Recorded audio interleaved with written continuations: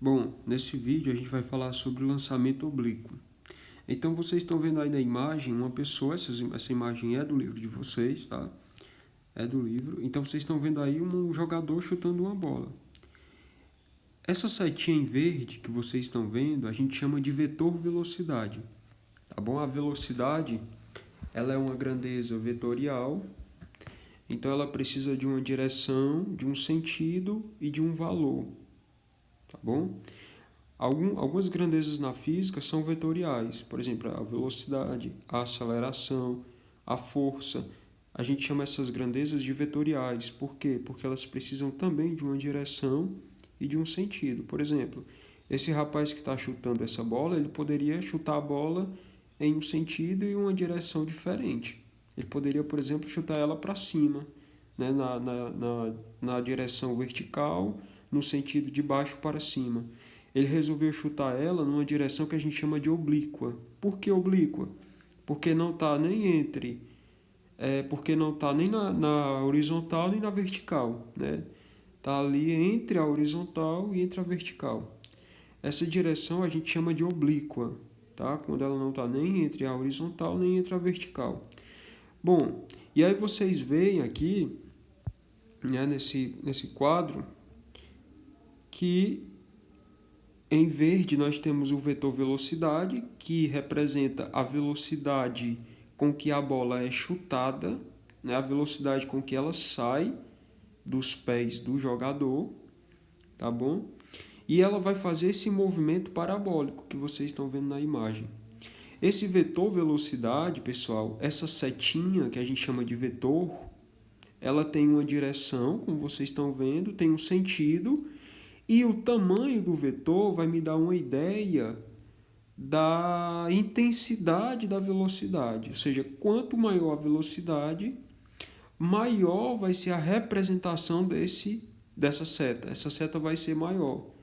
Por quê? Porque o tamanho dela me dá uma ideia da intensidade, do quão grande é o valor com que essa bola sai quando é chutada pelos pés desse jogador. Tá bom? E a gente vai fazer o que agora? A gente vai aprender como é que a gente decompõe um vetor velocidade ou qualquer outra grandeza vetorial. Então, vou passar aqui para outra. Então, vocês estão vendo aí aquele vetor velocidade, né, que é essa seta representada na cor preta. Então, esse é o vetor velocidade.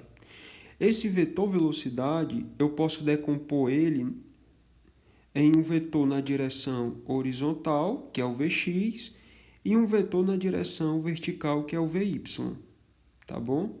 E aí vocês veem que forma um triângulo retângulo.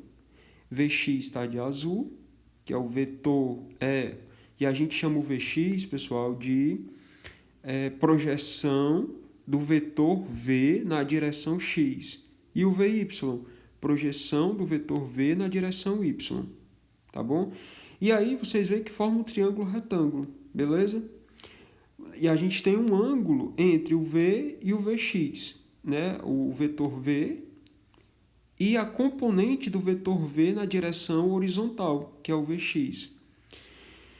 Bom, agora a gente vai precisar lembrar um pouquinho das relações trigonométricas no triângulo retângulo. Então, no triângulo retângulo, nós temos a hipotenusa, o cateto oposto e o cateto adjacente. A hipotenusa é como se fosse o vetor V. O cateto adjacente, o vetor Vx. E o cateto oposto, o vetor Vy. Quais são as relações trigonométricas que nós temos no triângulo retângulo? O seno do ângulo θ, que é esse ângulo formado entre a hipotenusa e o cateto adjacente, é igual ao cateto oposto, que é aquele lado do triângulo que está de frente ao ângulo, tá bom? Está de frente ao ângulo, dividido pela hipotenusa. Quem é o cosseno? É o cateto adjacente, que é aquele cateto que está encostando no ângulo, dividido com a hipotenusa. E a tangente é o cateto oposto, dividido com o cateto adjacente. Agora vamos aplicar isso na nossa decomposição do vetor V. Quem é que faz o papel do Vx? Se eu pego, preste atenção, se eu pego Vy e divido com Vx, VY dividido com VX, eu tenho quem? Cateto oposto sobre cateto adjacente. Se você olhar para o triângulo retângulo. Isso a gente chama de tangente. Aqui.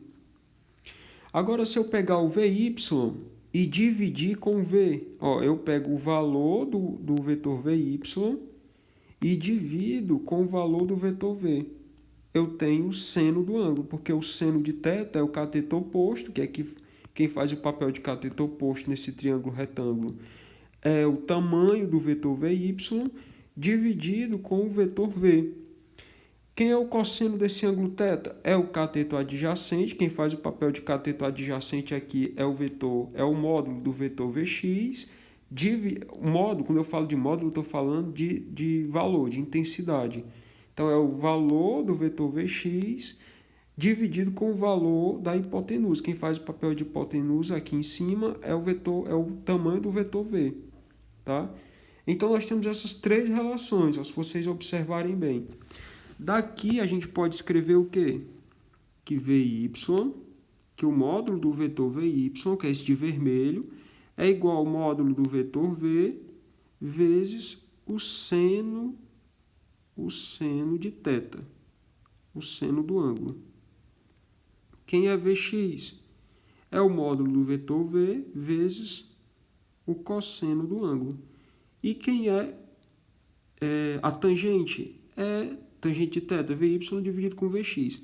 Aqui já importa para a gente, ó, essas duas relações, Vy e Vx. Então, Vy é V seno θ e Vx é V cosseno θ. Pronto, esses dois vetores são as projeções do vetor V na direção horizontal, que é o Vy, ou na direção horizontal, que é o Vx, e na direção vertical, que é o Vy, certo?